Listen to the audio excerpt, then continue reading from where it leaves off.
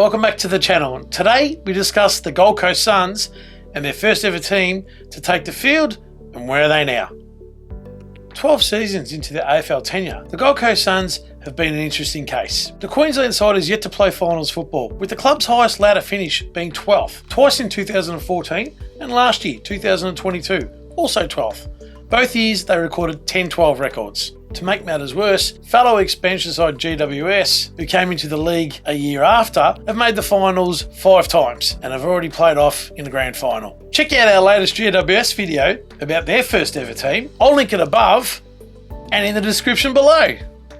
In 2023, things are looking bright for the Suns, telling a very impressive campaign and locking away some key figures of the club, as well as Coach Stuart Dew. Their recent rise has them truly in finals contention at this very moment. However, they generally tend to start seasons well and fall off. Still, can this season be finally the one? With that in mind, let's cast an eye back to the fledgling days, and more specifically, the Gold Coast Suns' very first AFL game in round 2 against the Blues at the Gabba, as they were drawn to play a bye in round 1. And let's ponder the question, where are they now? Currently playing, of the 22 that lined up that night in that first game in 2-11, are only 4 players who remain on AFL lists, and only 1 remains with the Gold Coast. And they are Charlie Dixon, Port Adelaide, Trent McKenzie, Port Adelaide, Dion Prestia, Richmond, and David Swallow, the only foundation player still on the list. Dixon was traded to Port Adelaide at the end of 2015 and has since become an All-Australian member in 2020, a 3-time leading goal kicker for the club as well. Joining him at the Power at the end of 2017 was his former Suns teammate Trent McKenzie. Prestia was one of the Suns' best in his time there, making the under-22 team twice. He was also vice-captain in 2014 and 2016. At the end of 2016, the top 10 pick was traded to Richmond, winning a premiership in his first season. 2 more premierships in 2019 and 2020, and a club best and fairest can be found in his resume. Meanwhile, David Swallow remains the only inaugural member of the first side still at Carrara. A great servant to the club, the Western Australian won a best and fairest in 2014 and he served as co-captain from 2019 to 2021. No longer playing are the following players. Seb Tape.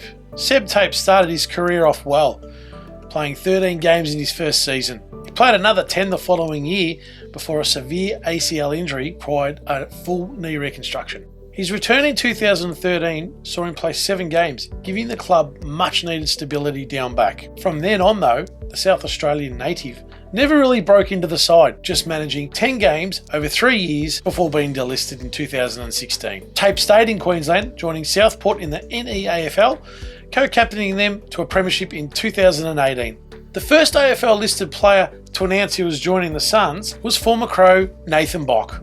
The 2008 Malcolm Blight Medal winner, which is the Adelaide Crows Best and Fairest Award, was one of the side's best in their very first game. He gathered 22 disposals that night. He would go on and play 21 games in the club's first season before injuries restricted him to just 6 games over the next 2 years. Retiring in 2014, Bach also stayed in Queensland and he became the senior coach of the Southport Sharks until 2017. Campbell Brown. He joined the Gold Coast after 9 years and 159 games at Hawthorn. Brown had quite an eventful tenure.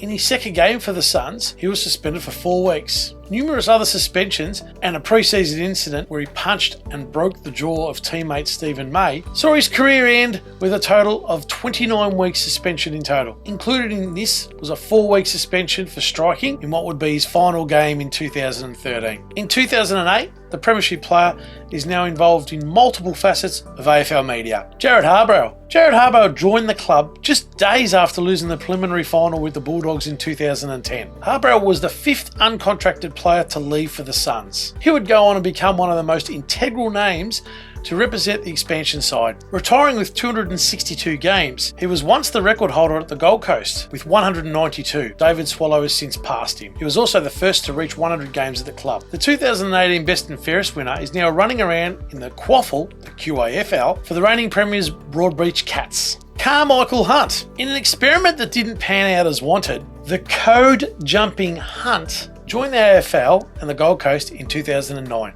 After a season in the VFL and another 4 in the AFL, the former Brisbane Bronco left the AFL to return to rugby. He played 44 games and kicked 6 goals for the Suns. One of his most famous goals of those 6 was a match-winning goal after the siren versus Richmond. Jumping into rugby union, between his NRL and AFL tenure, he decided to join a team in France. He also played for the Queensland Reds between 2015 and 2018, and then the New South Wales Waratahs between 2019 and 2020. Today, Hunt is the coach for South's Logan Magpies Maul Meninga Cup team and winning the grand final earlier last year. Nathan Cracker. Joining Gold Coast from Port Adelaide on a 3-year deal, Cracker was the second uncontracted player to do so behind Nathan Bach. He would play 13 games in his first season, but was released after that due to personal reasons. 4 years later, he signed with Port Adelaide Magpies in the hope of returning to AFL footy. His wish would come true with the Power drafting him again. The Claremont export would go on to play 29 games, a career totalling of 82 before retiring in 2017. Daniel Harris. A 149-game Kangaroo, clinical in the first game for the Suns with 30 disposals that night. He also collected 9 clearances and a goal to boot. He would go on and play 11 games for Gold Coast in 2011 before retiring later that year. Michael Rishkatelli. Winning the Brisbane Lions best and fairest, he then moved to their closest and newest rival in the Gold Coast Suns. In the club's first game, Rishkatelli was one of the side's best with 31 disposals, 5 inside 50s and 6 clearances. He would go on to play 132 games for the Suns before retiring in 2019. He finished with 243 games in total. During his playing days, the Western Jets product was an ambassador for domestic violence charities. Danny Stanley. Drafted in 2005, Danny only managed 5 games for Collingwood before joining the Gold Coast in 2010's pre-season draft. He would play 83 games before being delisted in 2015. Stanley was redrafted as a rookie but failed to play a game in 2016 due to injury and was subsequently delisted. Alec Megan, making his AFL debut in the club's AFL debut game, was 19-year-old Alec Megan. Much like brother Reese, who only played 4 games for Essendon, Alec only played 8. Jared Brennan, former number 3 national draft pick, he played 119 games over 8 seasons. Brennan was traded at the end of 2010 from the Lions to the Suns. He'd play 54 games in the red and gold before the end of 2013. The Darwin native also played for Southport Sharks and the NT Thunder in the NEAFL. Zach Smith, the player with the distinct honour of scoring the first point in the Suns' history with a behind. The ruckman would play 65 games for Gold Coast before he was traded to Geelong in 2015. At the Cats, the ruckman ran out 50 times in 4 years before returning to the Suns. The Queensland export managed just 9 games before retiring in 2021. Brandon Matera, making his debut in the inaugural Suns game, Matera had a standout first up game. Brandon is the nephew of Eagles legend Peter Matera. Brandon notched up 14 disposals, 9 inside 50s and a goal. He would play 101 games before getting traded to Fremantle in 2017, where he played another 43 games. He was delisted in 2020 after a career of 140 games and 170 goals.